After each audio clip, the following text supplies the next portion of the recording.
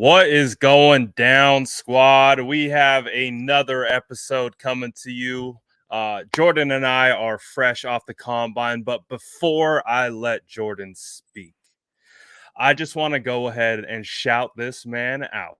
Oh, come on. Be- At the NFL combine, I'm not sure any prospect, any front office executive has risen their stock more than this man right here. Again, I just want to shout out my guy. It was a pleasure spending time with Jordan at the combine and watching this man work. This dude was grinding. He was breaking stories. I mean, it was fantastic. It was phenomenal. If you guys aren't following Jordan yet, you guys are missing out. Jordan, how are we doing today, man? I'm all right, man. It was a rough week. Not a rough week. It was a long week. Rough makes it sound like it wasn't fun. It was very fun. But those 18, 20-hour days certainly caught up to me. And, I made a quick pit stop. I'm here in Denver, actually. I stopped to see my mom and brother who no longer live in the Bay Area. So, I was looking forward to going back to sunny skies in the Bay Area, and instead I landed Denver, and 10 minutes after getting off the plane, I find out they have a new quarterback, and then the next day it's snowing and 10 degrees out, so I am just all over the place, man. It has been a wild week. I'm looking forward to coming back to the Bay Area and getting, taking this free agency, new league year, all that stuff head on. But yeah, man, it's been nice to have a couple days to kind of reflect on the journey we've had the last 10 days or so. Absolutely. And we're going to absolutely talk about Jimmy Garoppolo, where we think he's going to land, potential spots, and where we see the best fit for him to go. But let's talk a little bit about the NFC West. Let's talk about some of that news that you found out the second you got off your plane in Denver, coincidentally. Russell Wilson is no longer in the NFC West. He has been shipped away to the Denver Broncos for a lot of picks and players. What do you feel about that move? What are your initial thoughts, again, as an analyst, and two, as just a fan of the 49ers? Well, my analyst professional cap, I think it's a move that Seattle had to make. They weren't anywhere near serious contention. I would have made it. It's tough to say this in hindsight, but I had discussions with people who were Seahawks fans that wanted this done a couple of years ago. Your return probably would have been even better. I think even the offer they got from the Bears last year, I think it was 3 firsts they got offered by the Bears last year. It just had to happen. And, again, I try to be objective with my stuff. I try not to be too much of a fan when I'm analyzing things. But if I go back to my long tenured time as a 49ers fan and all the stuff I did before I got into writing and covering them, you will not be missed, Russell Wilson. I can promise you that 49ers fans will not have any love lost with you no longer coming and terrorizing this franchise. So, it was an interesting thing, and I just have to throw it out there. I've been known in some parts as Seattle Jordan, and I just thought it was hilarious that 10 minutes after Seattle Jordan touchdown in Denver, the franchise quarterback happened to come too. So I'm not saying Russell Wilson, is following me here, but I did get here before he did. He landed about 3 hours after I did, so I'm just throwing that out there. Yeah, word on the streets are that when you met Pete Carroll at the combine, he actually slipped you a little note and was like, "This is actually what we're doing, so be ready." And so it makes sense. Quick nugget from the combine too. So Pete Carroll, I did go meet Pete Carroll, and people called me a traitor, this, that, whatever. I don't care, man. He's from the Bay Area. I show love to everybody who comes from where I'm from. And Pete Carroll spent about an hour talking with Lane Kiffin one-on-one, and they have their ties back from USC. They're old friends, but Lane Kiffin had Matt Corral come up and introduce himself to Pete Carroll. And they spent a pretty extensive amount of time talking, and I didn't really think anything of it. I thought it was hilarious because Rob Shue, who was with us, at first it seemed like he didn't realize who was sitting 10 feet from Pete Carroll. Yeah, it took him a while. So we were kind of laughing and taking pictures of it, but I'm going back through all the footage I have from us at the Combine, and Matt Corral and Pete Carroll were meeting for an extensive amount of time. Seattle's picking 9th in the draft now. So it doesn't mean anything necessarily, but I'm just saying, if they end up coming around, he's available at 9 and they pick him and he's the franchise guy, just remember that Sourdough Brad and Jordan were the guys that, gave you that inside scoop. Just a little something to think about, chew on it for the next couple months until the draft comes. Absolutely. So if Matt Corral ends up over there in the north, I guess, west section of the country, we recognize that, hey, maybe that was figured out and discussed at the NFL Combine, not too far away from us. Let's talk a little bit about some of the moving parts with the quarterback conversation. Again, it's a hot topic. It's something that you and I were able to get a lot of insight on. What were some of the things that, when you were in Indianapolis covering the combine, what were some of the things that you were hearing about Jimmy Garoppolo and maybe some potential landing spots for the quarterback? Well, the first one was that the Colts liked him, and it didn't mean they're going to trade for him. It doesn't mean that he's going there and they have something in place, but there was a lot of buzz about them liking him and liking what he brings as a leader and liking the intangibles and liking his toughness and a lot of other buzzwords I could throw out that 49ers fans are probably sick of hearing about. But I just want to throw it out there. Like, Brad and I spent a good amount of time with a beat writer for the Colts who is very plugged in. They don't really hide what they're doing over there. They're pretty transparent with their media and let them know where they're kind of going. Obviously, they don't just tip their cap and tell them, hey, we're trading for this guy. But the worst kept secret was that Wentz was out of there. I confirmed that with not only people who cover the Colts, some national insiders as well. They were pretty much like, yeah, he's gone. And this was Tuesday afternoon. They're like, the decision's already been made. He's out of there. So everything that's happened in the last couple of days kind of lines up with what we've heard in regards to Carson Wentz and Jimmy Garoppolo. So, right after Wentz got traded, you saw the Rappaport report come out, close friend of mine now, if you guys didn't already know, come out. And he said basically that the Colts are checking in on Jimmy. And it makes sense. They're going to do their due diligence. But I just think it's interesting to monitor that just because, again, that was the info we were getting and everything we were getting from the person we were getting it from. It's panned out so far. I'm not in the business of trying to break news or be an insider, but it does help me prepare my stories for the week and help me kind of know which direction to go in. So I haven't been expecting a trade to the Colts necessarily, but I've definitely prepared myself for it. And now we're hearing from these national media outlets that the Colts at the very least are kicking the tires on trading for Jimmy. And if you look at it, it makes a lot of sense. They have a pretty strong team. They had a defense that ranked second in turnovers last year. They have a superstar running back. They have a pretty good offensive line. They're going to have to fix their left tackle spot since Eric Fisher probably isn't coming back. They're going to have to figure something out there. They have a pretty strong offensive line. They have a good receiver in Michael Pittman, and they have a lot of money. Even after Jimmy, I think they'd have around $40 million in cap space to kind of toy around with and bring in some playmakers. So it makes a lot of sense. Like, do I think they're going to go and just go on a miraculous Super Bowl run if they trade for Jimmy Garoppolo? Like, no, probably not. The AFC's loaded. But we've seen Jimmy Garoppolo in the playoffs go up against teams that have superior quarterbacks, that may be a better team, go on the road. And when you have a good defense and you have a strong running game, he's able to make a play or two here or there and, allow you to win a game or two in the playoffs. And again, I don't think that this is a move where they're like, all right, we have to get Jimmy and we have to win a Super Bowl. This is a failure. Remember, last year they went 9-8 with Carson Wentz and they lost in Jacksonville to a terrible Jaguars team when all they had to do was win and get in the playoffs. So I think if they were to get a guy like Jimmy and they win 10 games, maybe win in the wild card round, that would be a major victory for them. And that was the pulse I got from the fan base and the people I spoke to around Indianapolis, which, let me tell you, they do not play about Colts football out there. It is everything to them. So the fact that they were pretty receptive to that possibility happening lets me know that the ownership's probably in tune with that too. And they realize, hey, we can give up a couple mid-round picks. I don't think there's a quarterback in this draft other than I like Malik Willis. I don't think he's a day one starter, especially on a contending team. Like, there's not really anybody that I see they can plug and play. And if you look at the market now with Rodgers and Wilson moved, or Rodgers staying, Wilson moved, Jimmy Garoppolo is looking pretty appealing to a team like that. So I just think it makes a lot of sense at the end of the day. Absolutely. And we've heard some rumors, especially coming out of the combine, that there may be some other teams who are interested in Jimmy Garoppolo. Pittsburgh Steelers, New Orleans Saints. We're hearing some noise about the potential of the Oakland Raiders, or excuse me, the Las Vegas Raiders, not the Oakland Raiders, about potentially being interested in shifting some quarterbacks around. If you had to rank who is the clubhouse leader and then who follows behind in regards to where you think Jimmy Garoppolo will land, how would you rank it? I'd say maybe 1 through 4 with those teams, or if you have any additional teams you think that could be a dark horse.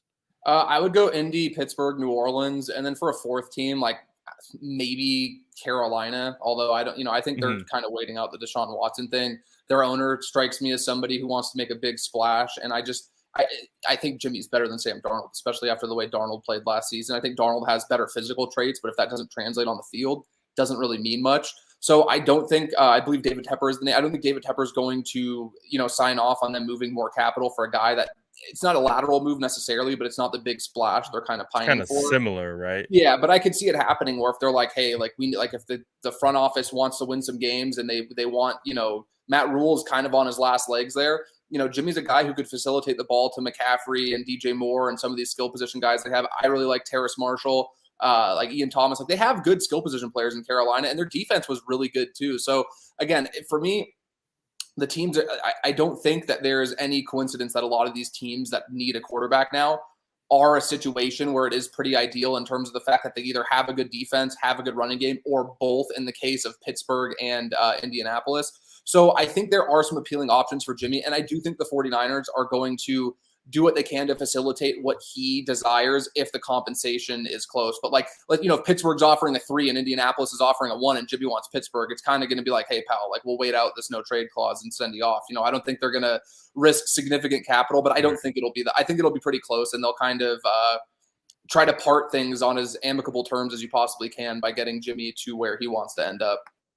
Absolutely. And with you having Indianapolis as the number one landing spot for Jimmy Garoppolo, do you think DeForest Buckner being on that roster, also too on the defensive side of the ball, could be a benefit of, I guess, maybe being a confidence booster to the internal teams there to, stand up for the guy and be a vote of confidence? You think that carries any weight that Defoe's there? And, as we've talked to with Nate Atkins of the Indy Star, he holds him in very high regard as someone that the 49ers, or excuse me, the Colts locker room listened to as a leader. Do you think that could be something that could help push Jimmy Garoppolo towards the Colts I in mean, that it couldn't regard? hurt. I don't think it's going to be like the driving factor. I think if Buckner wasn't on the team, like they still would have interest. But I definitely think it couldn't hurt in the sense that he's somebody that can vouch for Jimmy and can speak on what we don't see that we've heard from these players, these things behind the scenes. So it was really interesting, right?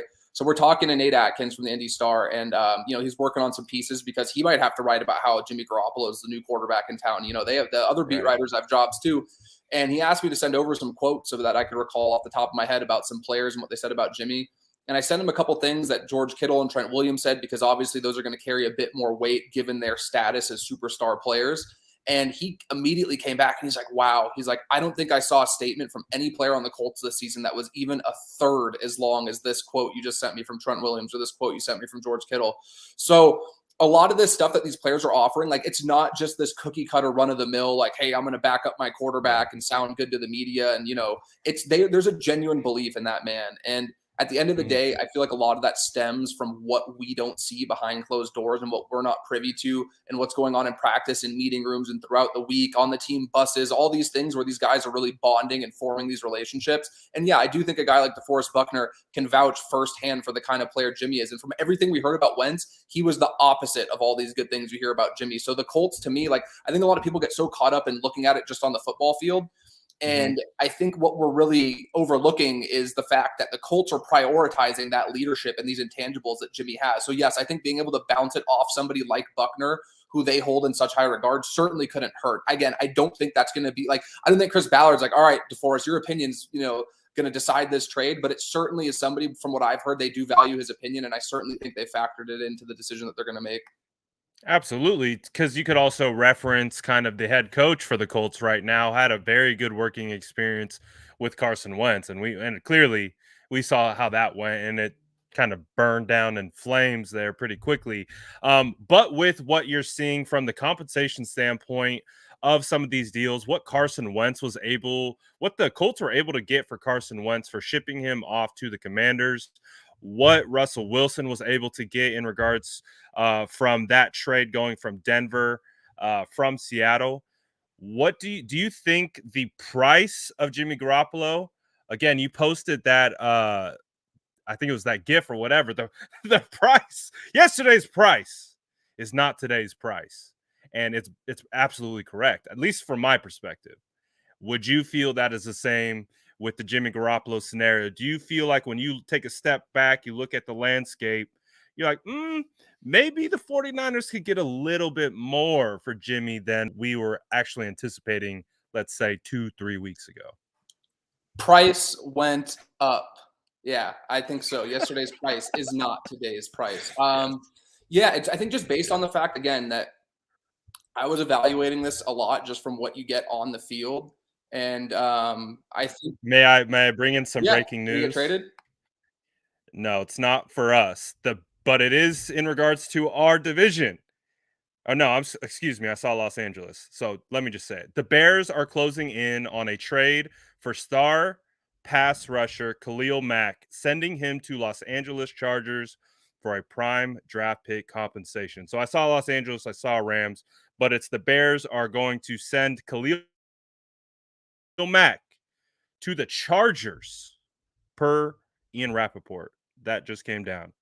What do you think about that? Yeah, I think it's a great move. I think having him and Joey Bosa on the same line is going to be devastating. When you're playing in a division with this, Russell Wilson's there now, you have Patrick Mahomes, and you have Derek Carr. That's the best quarterback division in football. The Chargers now have a defense with Brandon Staley, who's one of the brighter defensive minds in the league, designing it. You have Derwin James, one of the better defensive backs in the league.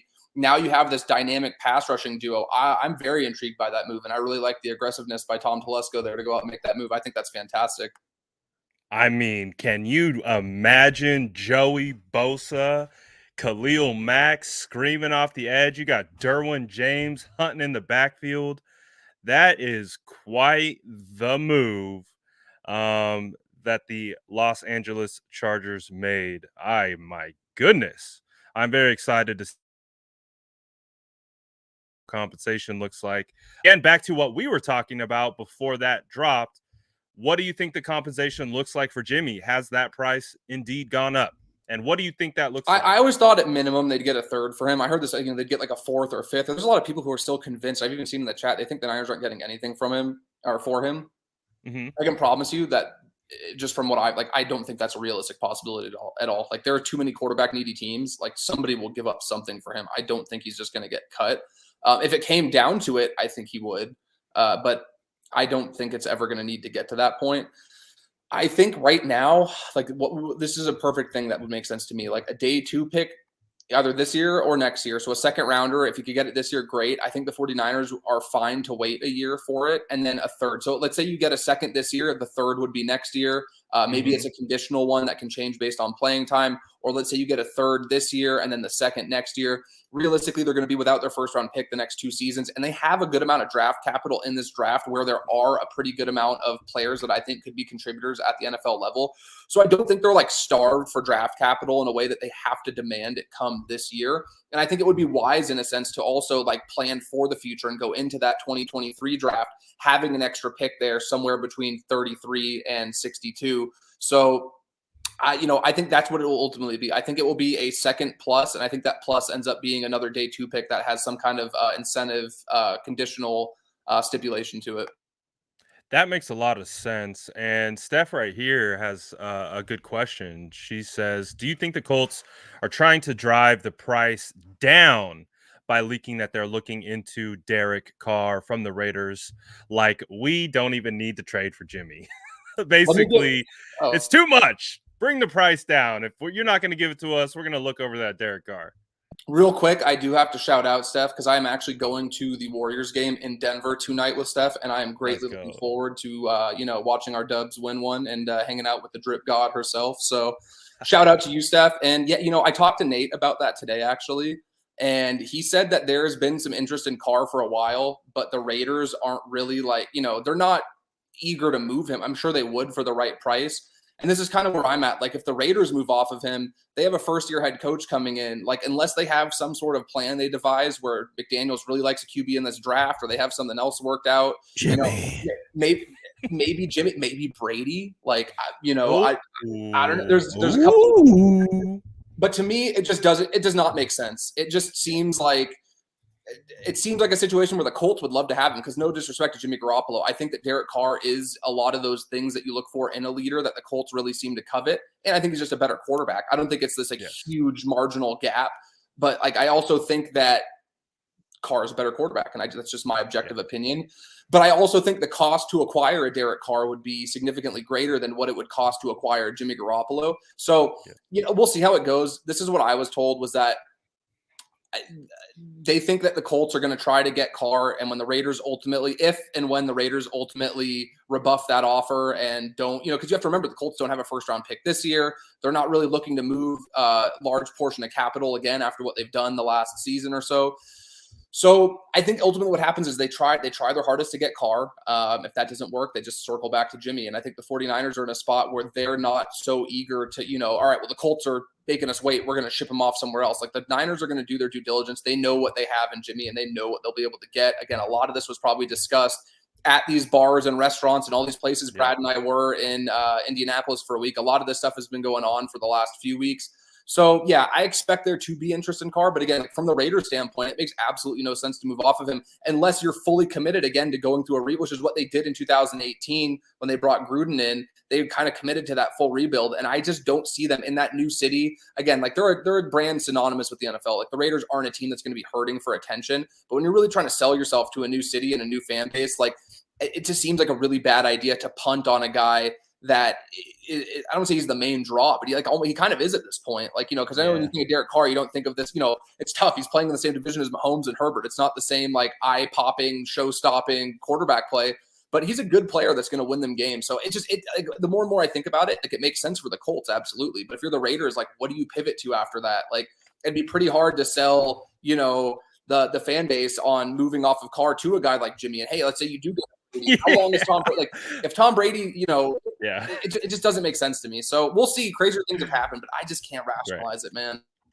Yeah, no, I've asked a bunch of my Raider buddies. I'm like, because I'm like trying to speak it into existence at this point, and they're just like, "You're tripping, man! Like, there's no way." Derek Carr for Jimmy, right? So because I think when, like you've explained, from an arm talent and just overall quarterback talent, I think we would definitely rank Derek Carr ahead of Jimmy Garoppolo at this point. But we also understand that the Colts are looking for a very specific intangible, which is leadership. Because I think we could say the same thing about Carson Wentz. I think if we can really take a step back from a skill set perspective, we're probably going to go ahead. I would say, yeah, Carson Wentz is probably better than Jimmy Garoppolo from just pure physical tools. But what we are hearing is it's the person that became you. And if there's anything that we know about Jimmy Garoppolo, I mean, he's one of the best out there, right? That's all we hear. So it's going to be interesting to see how all that stuff is kind of funneled through and what the Colts actually land on. And before we keep moving forward, make sure you smash that like button. Make sure you're also following the homie Splash Cousin. Here's his @ right here. Get that like in there and get that follow going. But I do want to ask you this because Joe Staley brought this up on KMBR, and he brought it up in a way where it felt like, yeah, that's probably what is going down in regards to the timing of Jimmy Garoppolo's surgery. What do you think about that? Is there some business aspects behind the scene of the timing that are maybe kind of, wanting the process to be delayed a little bit? Is there any benefit from Jimmy Garoppolo and his camp to kind of push this and delay this a little bit? Because when Joe Staley came on, he referenced the timing of the surgery and essentially mentioned, hey, they traded up to go get Trey Lance. They told him it's his time's limited, and he's just doing what he needs to do for and his team. What are your thoughts on the timing of the surgery and what that means? I mean, I think it's odd. I definitely think that it doesn't seem like it's just a coincidence that it happened when it happened, but I also don't think it's like this big, middle finger from Jimmy to the organization or his agent, trying to manipulate anything. I think honestly what it is maybe he got some more time to consult. Maybe he took some time. And, I'll be completely honest with you too. I'm a human being myself. And when I have a situation, like I'll put it to you like this, when I am putting in my 2 weeks notice at work, I pride myself in working very hard. But if I'm putting my 2 weeks notice in somewhere and I know I'm moving on to another opportunity, I could see a situation where, I'm not bending over backwards to accommodate, like let's say my boss is calling and asking me to work, somebody else's shift and work a double. I'm a very hardworking person myself. I don't want to undersell my own, work ethic here. Brad's seen it firsthand, but you have to look at it from Jimmy's perspective. he's not really like, he doesn't owe anything to the 49ers organization at this point. So if he, it could have been something as simple as him going to hang out and see family for a couple weeks or go on vacation or something. Again, I'm just speculating here, but it's not like he was in a situation where he's like, hey, I have to rush, go get the surgery right when the season ends. I have to make sure that I'm in the best possible spot for the 49ers to move me on their time and for their benefit. And yeah, I could definitely see it being something like that, but I don't think it's like some strategic kind of, where he's like, oh, I don't need to be here anymore. I'm going to stop caring. And again, I don't want to use the 2 weeks notice analogy too much because again, like I think plenty of us have done that and still worked very hard. But Right. at the same time, Yeah, like you don't owe anything once you're kind of out, you have one foot out the door. And exactly. when you look at Jimmy's thing, like he handled himself very well for that, uh, season 10, 14 months, whatever it was, because I think he knew they were going to make some kind of move. I don't think that he just woke up one day and was like, wow, they traded for my replacement. Like, I'd be shocked if there wasn't some kind of, hey, Jimmy, January of last year where it's like, we're going to look at maybe potentially upgrading this position. You haven't been on the field enough, blah, blah, blah, whatever. He's handled himself really well. And at the end of the day, like, I know a lot of Niners fans are like, oh, screw this guy. He's, screwing over the organization, this and that. I don't think it's like that because, again, this isn't some situation where he's getting like Tommy John surgery or something where he's going to miss an entire season and he's just sitting out and the Niners are, left, up a creek without a paddle or whatever the saying is. Like, I think that it's just, again, it worked out a certain way. And I think that there are plenty of plausible reasons for him waiting a couple weeks to get this surgery outside of him strictly, having this vendetta against the 49ers. I don't see that. And again, there could be some business stuff to it too. And I think, Joe Staley is much more plugged in than I am. He's a much smarter individual with this stuff than I am. But I also, again, could see a scenario where it has absolutely nothing to do with football. And it's just, like maybe Jimmy didn't want to rush to get surgery right away. He just went through a pretty tumultuous, stretch of football and stretch of business every day dealing with his quarterback stuff. Maybe he just wanted a couple weeks to unwind and not think about football and not have, you have to think about the fact he's rehabbing and doing all this stuff. So I'm not buying into the whole he did it to screw over the 49ers thing. And I've seen it thrown around a bunch. And hey, I could be completely wrong. Maybe it comes out that's exactly what happened. I just don't get that kind of vibe from Jimmy. He doesn't seem like that kind of guy. And it doesn't seem very productive to do that and then have other teams know that other teams you're trying to get guaranteed money and an extension from that, hey, if you don't play ball with me, I'm going to screw you over down. Like it doesn't make any sense to me, So I don't think there's anything there really. Absolutely. That's a great way of explaining it. We just got some additional information on the trade compensation for Khalil Mack. As a result, the Bears get a 2022 second round pick and a 2023 sixth round pick in exchange for Khalil Mack. That's not a lot. A second. He's playing the Raiders twice a year now. Get your popcorn. Ooh, well, unfortunately for the 49ers, we happen to play the NFC West this year. So we're going to play Russ and we're going to play Khalil. So, hey, although it is fun to watch and see Khalil go team up with Joey Bosa, we're likely going to be playing the Chargers and we're going to have we got Trent Williams, so that's good. But and before 49ers fans get upset, I don't know the direct cap number, but I'm pretty sure he's making like 27 million, 26 million a year. The 49ers could not afford Khalil Mack. So please don't be like, oh, they should have given up. It does not work financially. And unless you want guys like Deebo Samuel and Nick Bosa to leave, it would not have worked. So just throwing that out there because it's going to happen. I know people love to seek draft compensation and forget that salary caps exist. So the 49ers would not have been able to fit Khalil Mack in and then extend guys like Deebo and extend guys like Bosa, which they're going to do this offseason most likely. So just throwing that out there. Please don't, come angry to the facility at Santa Clara and pound on the door for John Lynch's head because he didn't send a second-round pick for Khalil Mack. It would not have worked, man. Yeah.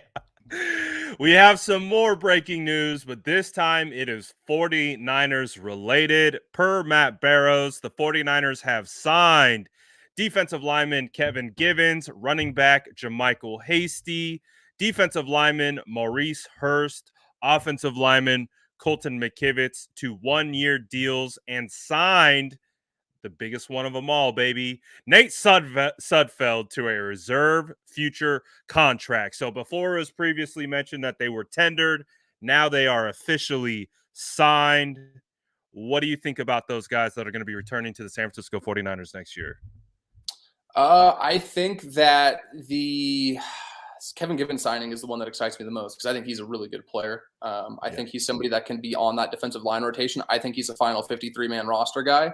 I also think the Sudfeld one is interesting because I got attacked relentlessly when I said that Sudfeld wouldn't be the worst backup option because he's familiar with the offense, he's familiar with the team, the organization, and stuff. You got attacked by people who weren't at training camp last year. Yeah, exactly. And they didn't see Nate Sudfeld slinging that rock. And hey, I'll tell you what, I've talked to players on the team that are like, yo, like, don't sleep on Sudfeld. That man can sling that rock. And again, like, they can upgrade. They can still get a better backup. And I'm not opposed to them doing that. I'm just saying it wouldn't be the worst thing in the world. Even if they keep him as just a practice squad, scout team kind of guy that can fill in if there's an injury, I think that it'd be great. He's a local guy. He's, somebody that, again, has experience in the system. So those are the two that stand out to me. And then the other one's kind of Maurice Hurst. He got hurt. We never really got to see Hurst at the full potential that it looked like he could have played at throughout training camp. So I'm interested to see how that plays out. And I think they're in a great spot because when you sign those one-year deals in that restricted free agency kind of, tender area, like a lot of that could just be that you bring them in, they're camp bodies. If it doesn't work out, you're not really on the hook for a lot of money. And I think that there are a lot of guys where the 49ers might be able to get not the same level because he was so good for the value they got, but a similar return like what they got with Arden Key, where you bring these guys back and they're able to be a contributor on that defensive line rotation, and you're paying them a very small amount of money, which again, 49ers have a lot of money committed to a lot of good players already. Everybody rejoices when they re-sign guys like Kittle and Warner for good reason, but those contracts, they count towards the salary cap, and you have to find value and find guys that you can bring in on these one-year deals for a very little amount of money. And I think Arden Key made like $1 million. It was $1,045,000 last year on a one-year deal. That to me was one of the better non-QB, because you can throw out rookie QB contracts. If you throw those aside and just strictly you're talking every other position, that's one of the best value signings in the entire league last year, in my opinion. Mm-hmm.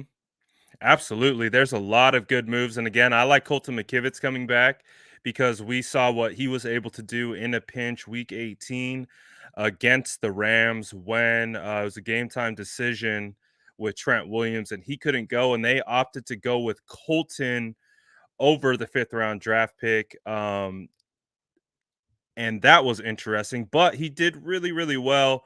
And again, I too am. I think the Kevin Givens one. He's probably the best performer out of the group. And then you also get Maurice Hurst back, who I really like. Again, I had two guys win my training camp player of the year awards, and those are the guys that are, we don't really know of heading into training camp. And so Trent Sherfield got one of them. And on the defensive side, I gave it to Mo Hurst because I thought Mo Hurst was just dominating on the interior in training camp. But unfortunately, he just was hurt all year. He played one game. He did really well that one game, and then he got hurt again.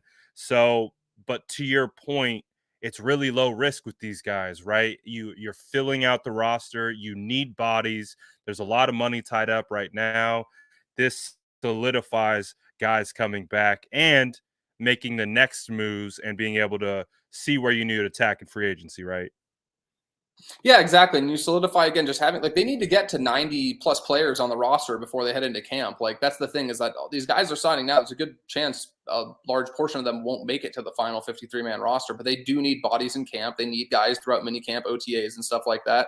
So again, it's a low risk thing. It's something where it's better to have them and not need them than need them and not have them. And it's nice to bring back people again that are familiar with the organization, that you'd like to think if they're bringing these guys back, there's a mutual interest, and they probably get along great with these guys in the locker room. Because I think one thing you can't undersell with this 49ers team the last couple seasons is that there really is this kind of camaraderie and culture and all these buzzwords I could throw out there, but it really does exist. Like they really do have this sense of belief in one another, and I think that attracts guys like a Maurice Hurst, who's a veteran, who probably could have gotten some offers elsewhere to say, hey, I'd rather run it back. I never really got a full chance with the 49ers to show what I'm capable of doing. Let me go eat on this defensive line with Nick Bosa, Eric Armstead, maybe a rookie like Boyan Mafe, just throwing that out there. Stonks, These baby. guys, Samson Ebukam, if he comes back, Arden Key, like there's just, it makes so much sense for him to come back. But at the same time, there has to be a mutual interest on both sides.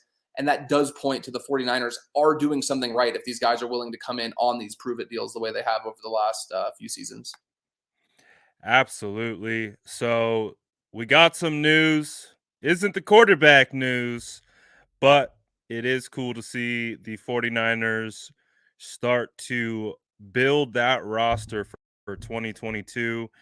And again, these are all guys that could have an impact or did have an impact, Kevin Givens. I mean, you did a ton of research on and tracking on the defensive line, and Kevin Givens balled last year, and especially I believe too in the playoffs against Dallas, right? I think he was all over the place. So Kevin Givens has been a player. Jermichael Hasty, we've talked about. He definitely was the third down back for the 49ers last year, but we have also talked about potentially upgrading that specific role with another player. A guy that I like is James Cook, but there are plenty of other running backs that could fit into that kind of third down role. We talked about Maurice Hurst, Colton McKivitz, could be a starter this year, depending on what happens with Laken Tomlinson, all that kind of stuff. Based on what we're seeing, what is your vibe of Laken Tomlinson? Because I know 49er fans are sweating bullets trying to figure out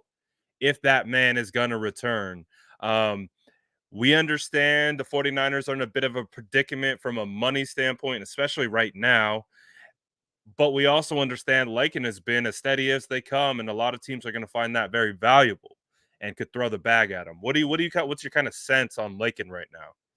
I think that he is well deserving of a nice payday, and I think there's teams willing to pay him. And I think that the 49ers are just kind of at the point where they're like, this is our line in the sand. We're not coming across this. If you come back to this and you're getting similar offers and you'd like to return to be a 49er, we'll draw a hard line in the sand here. And maybe they budge like a little bit.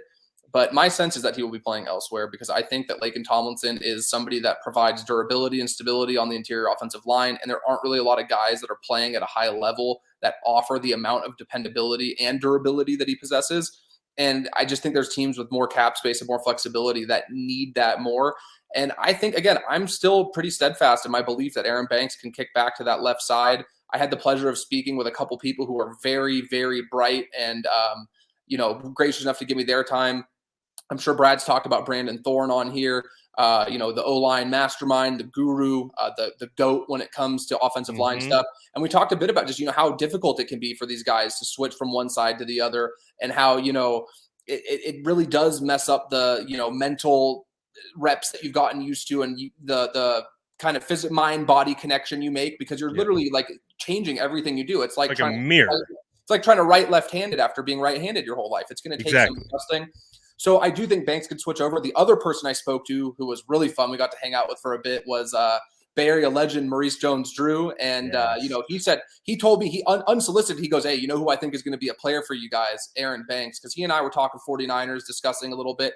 I didn't even ask him about Aaron Banks directly. He said that he thinks he's going to be a player. And I asked Brandon Thorne, and he said, yeah, I had a third round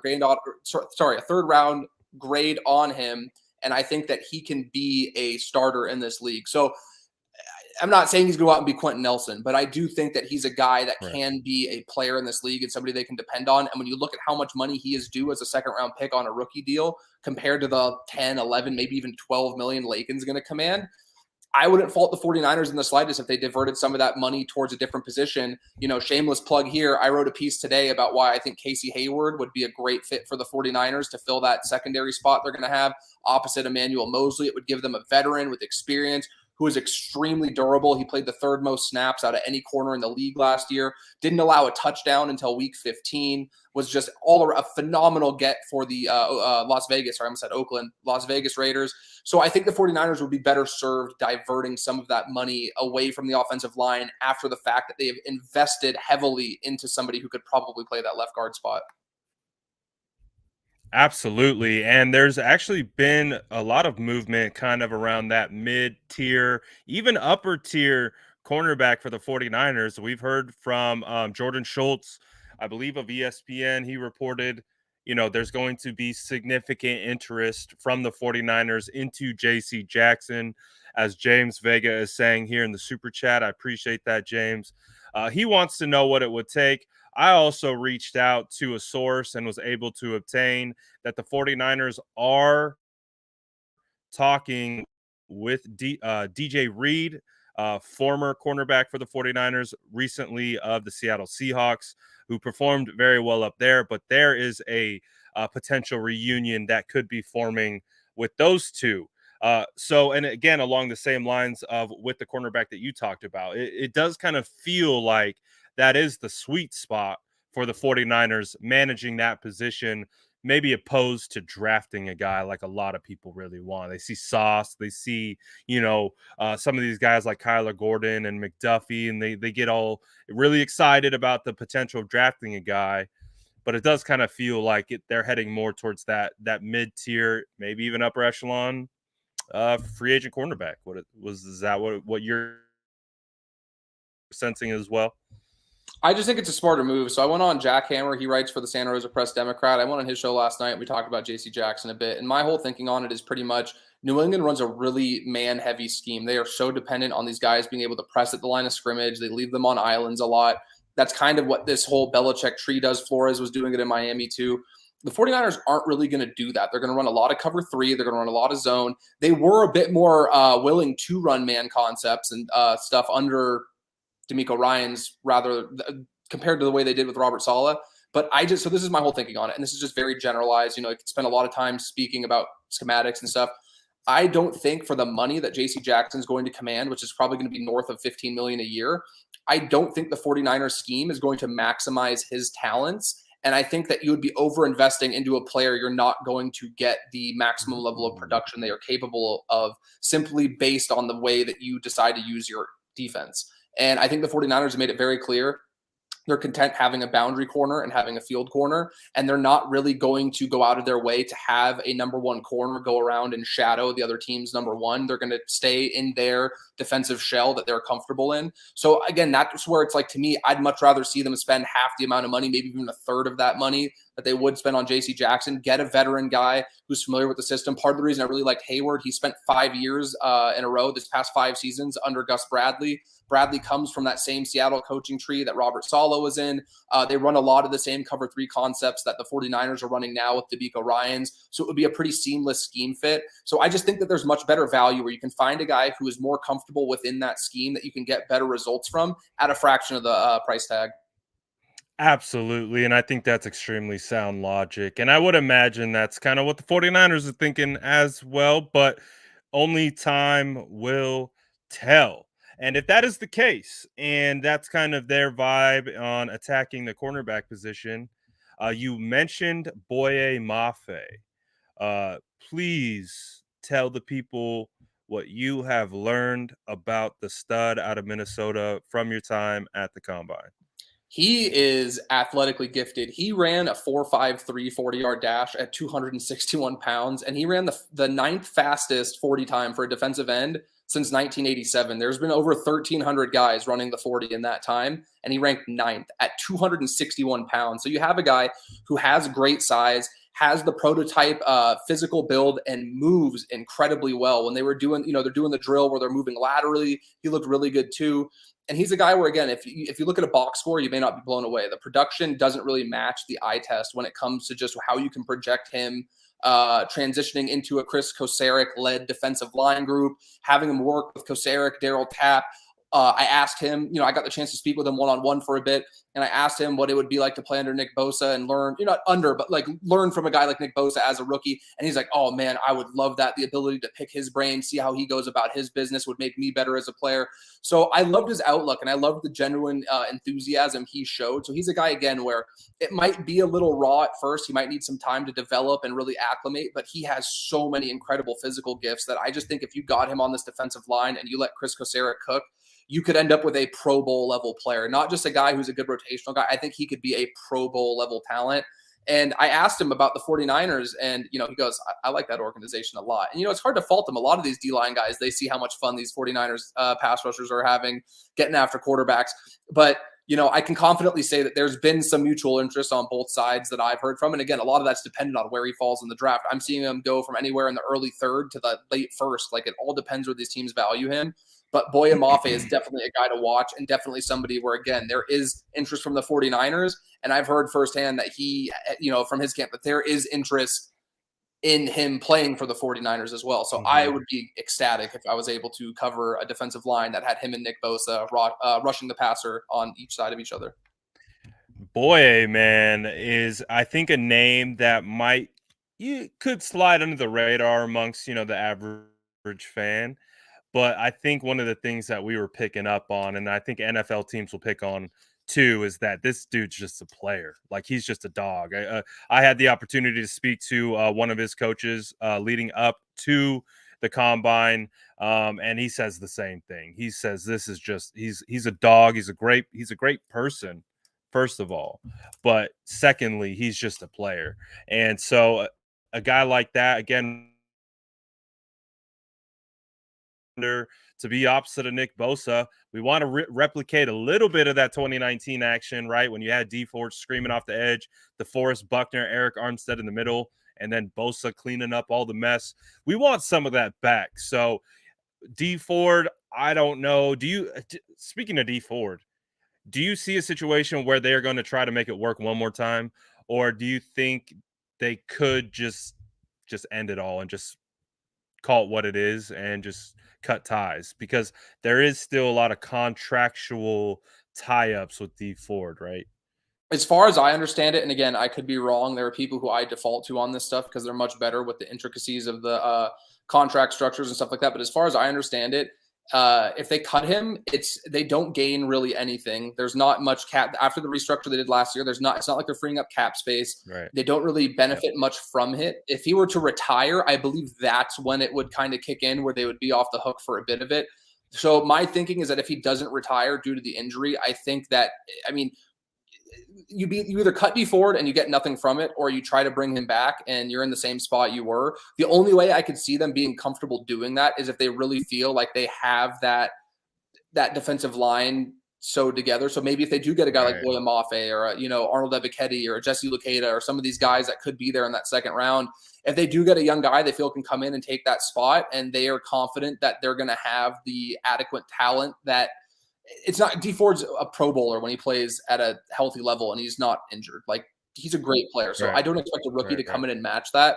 But I also think if the 49ers are comfortable that they can get a relatively good amount of production, they might value just having the roster spot with a guy who doesn't have a, extensive injury history over D Ford. But I also can't fault them for, bringing him back and giving it another shot, because again, there's not really a tangible benefit to just cutting ties with him outside of freeing up a roster spot for another player. But maybe he looked really good in training camp and he looked really good in that Detroit game. It's just an unfortunate situation where his body's kind of breaking down and he can't stay healthy. So Mhm.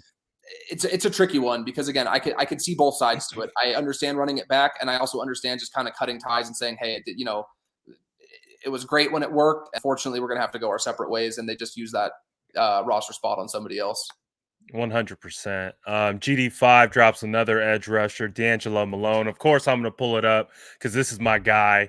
I would absolutely love to see D'Angelo Malone on the San Francisco 49ers. Now, again, he probably isn't a natural scheme fit, but I just see this world where I want this demon coming off the edge on third down, and I just look at D'Angelo Malone. Again, I got to stand probably like up as close to a foot away from him. You get to see the body that this dude has. I mean, he is built like a freaking savage.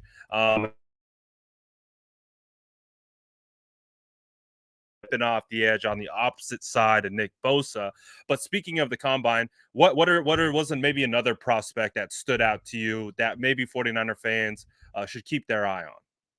Real quick, I don't want to burst GD's bubble, but I asked D'Angelo Malone if he met with the 49ers, and he said no. And It burst my bubble. yeah, and then I asked what meeting he felt went best and which one he enjoyed the most, and it was Yeah. actually the Seattle Seahawks. Yeah. So I don't want to, I don't want to, ruin. I was anybody's like, day. damn But, it. yeah, I Well, that texted sounds about Brad right. that because I was like, oh man, this is gonna gut Brad. He's not gonna like this one. But yeah, in terms of prospects, there's a couple guys I really like. So Brad, I was watching him cook when the offensive line guys were working. I'm just sitting there watching this man go to work, trying to learn as much as I can. But just based on my own, basic elementary eye test when it comes to linemen, I really liked Cam Jurgens out in Nebraska. I thought he moved really well. I think he's a guy that the 49ers would be a great situation where you're able to draft him somewhere on day 2, have him sit behind Alex Mack for a season. If there's any, shuffle on the interior offensive line, he could probably fill in at any of those 3 spots, in my opinion, in a pinch. And I also think that he would do great to learn from a guy like Alex Mack. And then, Alex Mack's going to be 37, I believe, this year. I know he's on the back 9. So if he were to retire after this upcoming season, which it sounds like he's pretty committed to coming back for, you then have your heir apparent there who has a year in this intricate zone blocking scheme and is familiar with what they want to do. So that would be a guy to watch for. I really like Spencer Burford from University of Texas San Antonio, another guy who would probably be a day 2, maybe even a day 3 pick that you could bring in and kind of mold as a swing tackle, maybe right off the bat, or somebody that can develop into a starting tackle for you down the line. I think he was a great player. A lot of athleticism could translate to that outside zone scheme and a lot of those outside zone runs the 49ers like to use. On the defensive side, I really like 2 A&M guys. I was a big fan of Leon O'Neal. He was my favorite interview of anybody at the Combine for media availability. He just was oozing with confidence and charisma, but it was it's such a fine line to toe between arrogance and confidence. Right. And I thought that he towed it so gracefully and came off as a guy who knew he was a very good football player, but it was because of the work he did. And he didn't expect, it's hard to describe if you're not there. But again, it came across to me as like the supreme confidence that I would buy into, rather than, okay, this guy's just running his mouth and, he's going to get humbled when he gets in the league. Another tidbit on him was after all the defensive backs, the safeties went after the corners on the very last day of the Combine. So it's Sunday night. It's been a long week for everybody. They're pretty much wrapping up. Brad and I had a chance, we were talking to the guy in charge of basically shutting down that stadium and wrapping everything up, packing it and getting it out of Indianapolis. So when that's all going on, Leon O'Neal and a small group of players actually stayed on the field and worked on some positional drills, did some extra stuff. And he was actually the last guy off the field. And again, this wasn't a thing where all the scouts stayed and everybody was watching. And it's like, oh, look at me. First in, last out. There were no eyeballs there. It was Brad, myself, Rob Shue, and like a dozen or so, people that were busy tearing down the TV sets and tearing down all the banners and stuff. This man was out there working when nobody had eyes on him. And that to me speaks volumes about the kind of player that the 49ers would covet. And then the other guy was his teammate, Michael Clemens, who was just like Brad was talking about these guys getting off the podium. This guy's 6'5", 266 pounds, I think he weighed in at. Just looks like this big, intimidating, tough edge rusher. And, I'm 6'2" myself, so I rarely feel like small next to people. When this guy walked past me, I was like, wow, like that's a big dude. And he is a guy that could play that 5 tech for the 49ers. He could play the 9 tech and kick out wide on passing downs. Looked like he had a really high motor from what I was watching. Again, another guy where he might be a little raw right off the bat, but if you give him some time and let Koceric cook, like that's going to be my saying whenever they draft these edge guys. That's going to be, or these free agents, let Koceric cook. He's the guy who I think the finished product could again be a high-end starter, maybe even a Pro Bowl level player. And I had the chance to speak with one of his coaches from A&M during the drills, and he told me that Michael is all business on the field. This guy gives 110% at practice, and he's one of those guys where you really can just tell they love the game of football, and they're out there giving it their all, no matter the circumstance. And again, with the 49ers, they've preached these are the kind of guys that they covet. So I don't know what Jimbo Fisher's doing down there at Texas A&M, but he and that staff are absolutely crushing it with these guys that I had a chance to talk to. So I think both of them would be a great fit for the 49ers, not only based on the way they play on the field, but based on the way that they, I think, have this desire to be great and are going to be these football guys that you hear Kyle and John speak so highly of. Absolutely. And Cap drops in $10 super chat. Appreciate you, my boy.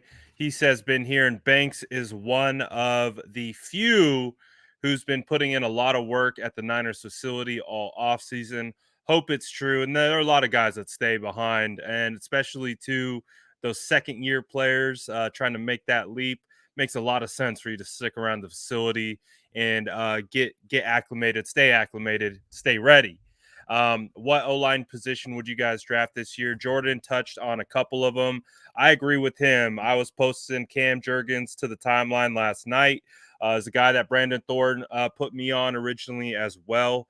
Again, when I did my original research of Cam Jurgens, you go back, you can see this dude windmill dunking as a freshman in high school on regulation rims.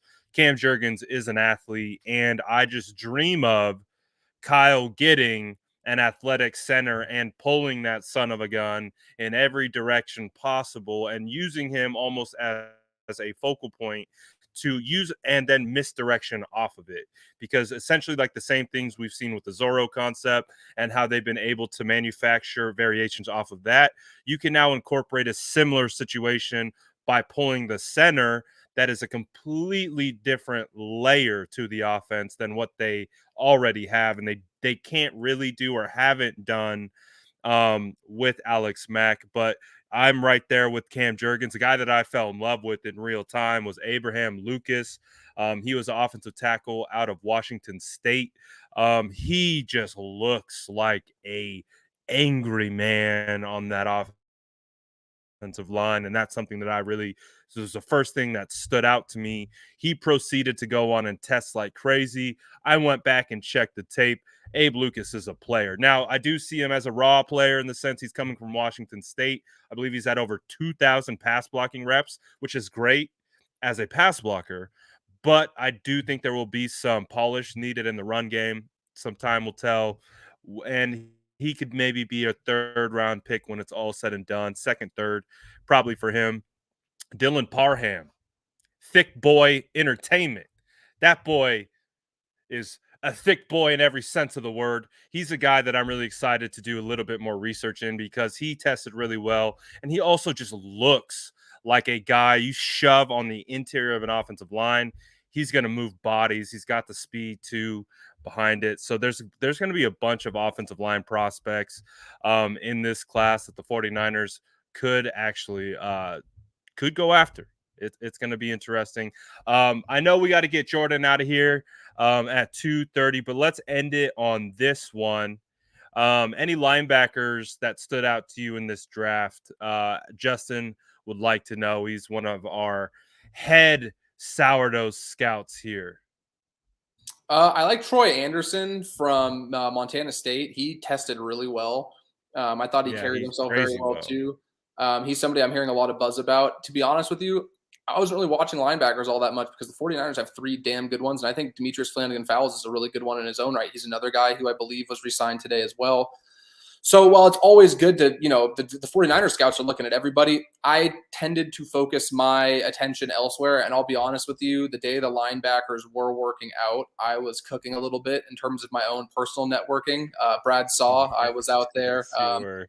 Talking to any and everybody who was willing to hear me out. And there are a lot of very kind and generous people in this NFL community. Because let me tell you guys, there were some people that I was shocked were willing to give me the time of day and just listen to me talk for, a bit and go back and forth. So admittedly, I'm sorry, Justin, outside of Troy Anderson, there's not really any guys that like caught my eye. So I don't know if Brad wants to take that one, but at the same time, it had a lot to do with the fact that I just didn't really think that it was a position of need for the 49ers. So I didn't spend too much time watching them. I kind of prioritized that time to go and do my networking and, bug some of these scouts and defensive coordinators and coaches and kind of pick their brains a little bit. I'm in that same boat with Jordan. We definitely looked at the linebackers as a position that maybe isn't a must need. And when we look at some of the top guys, I mean, there are some good linebackers. Leo Chanel blew up his pro day. There are some guys out there who can be had. Nakobe Dean is another player who's been skyrocketing. There's going to be a lot of good linebackers, but again, too, just apologies, Justin. We were doing other business at the combine when the linebackers were working out. We had some other stuff to do that day, but we were there. We were in attendance. We did see them in the background. But like Jordan said, we were on a little bit of a networking hype at that point. But overall, Jordan, it was a fantastic experience being able to take in the combine with my boy Jordan McShay. We were throwing it back to like last year when we were doing these lives. There's like 3-4 people watching us talk about NFL draft prospects to then come full circle at the NFL Combine, doing lives from the Combine, doing all kinds of crazy stuff. Watching this man work was, I'm not going to lie, Jordan, it was fantastic to see. And I love just the hunger that this man has. So make sure, let me get this down. Make sure you are following the man here. Where else can they find you and read your work? You can follow me on Twitter. My @ is there. And it's so funny because I've been like told by some people who are like journalists who I look up to and I ask for advice that are kind of guiding me on this. Like, hey, you need to change your @ man. If you're getting somewhere, you're getting exposure. But every time I do a radio hit, every time I meet people, every time I come across, they like love the name. And I'm not going to lie. Like I got my Bay Area roots. Like I saw JC mention it earlier. Like, I put on for the Bay, man. Like that's my home and it always will be. I'm proud as hell to be from where I'm from. So it's so funny. I don't think I'm going to change it, but it's funny. People give me a hard time. So you can find me for now at Splash Cousin, and I'm fighting the good fight, keeping it. You can find me at Niners Nation. I just, again, put out an article today. I think I put one out the day before. Whenever Jimmy gets traded, you can be assured I will have something ready to go. Maybe even have a couple things ready to go now. Don't want to tip my hand too much. But, one thing I will add real quick that was really cool was that I found out just how small this bubble really is and how much, exposure you might get doing this kind of stuff. So again, I had the pleasure of talking with some really great people. One of the kindest people I had the chance to speak with was Peter Schrager, if you guys know from Good Morning Football.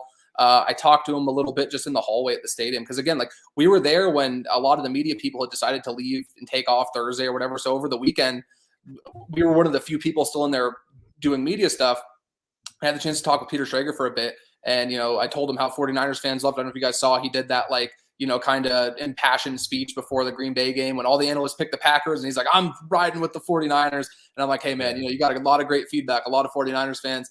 And I introduced myself. He's like, oh, what's your name? I introduced myself. And Peter Schrager, who I watch on Good Morning Football all the time, who I've been watching on my TV for years, goes, oh, I know your name. I've seen your stuff. You do good work, man. And I'm sitting there like floored. I'm like, what? Like, you know my name? Like, what?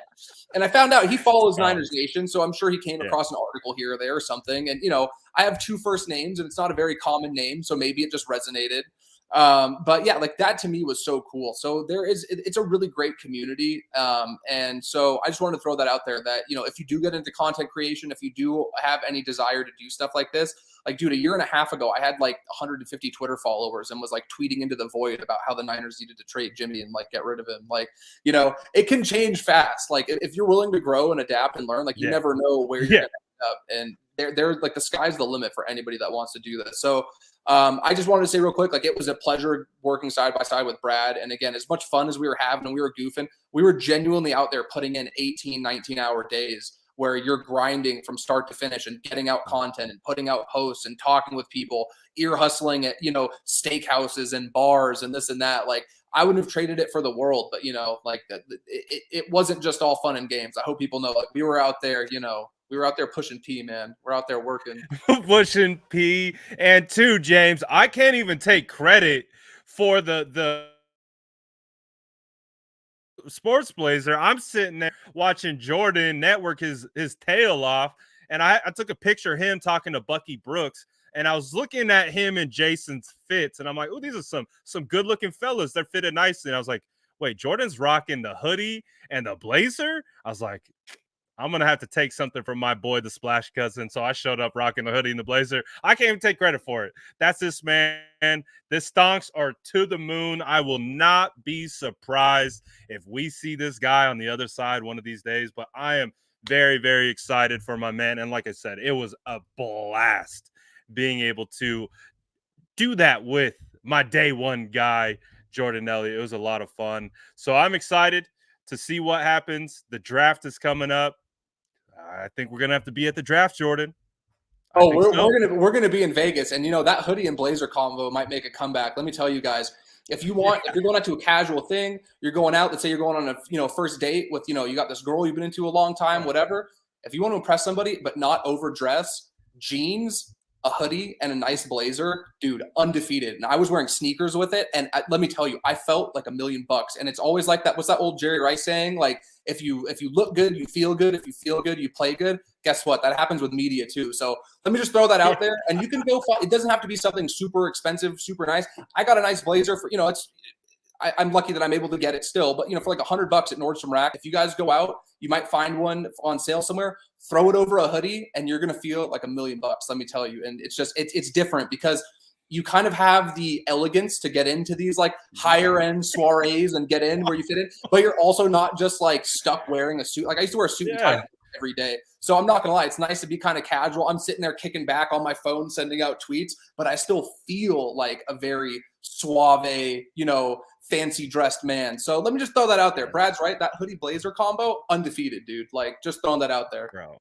And it worked. Trust me. I felt the same way. I just took a regular fit, threw the blazer on. I was like, ooh, I feel fancy. And that's all it was. Just putting on a dang blazer over the normal fit. Again, stonks to the moon for this man right here. Make sure you're following, tap in, and we'll get this man back on the channel. As you know, we're going to be pushing full speed towards the draft here coming up in about 2 months. It's about to get lit. We're going to have trades popping off here. We would imagine sometime within the next week. Again, we got players getting signed, other players getting traded. There's going to be plenty of stuff to talk about this offseason. So make sure you're tapping in, sub to this channel. Make sure you follow Splash, like this video on your way out. Appreciate everyone vibing with us.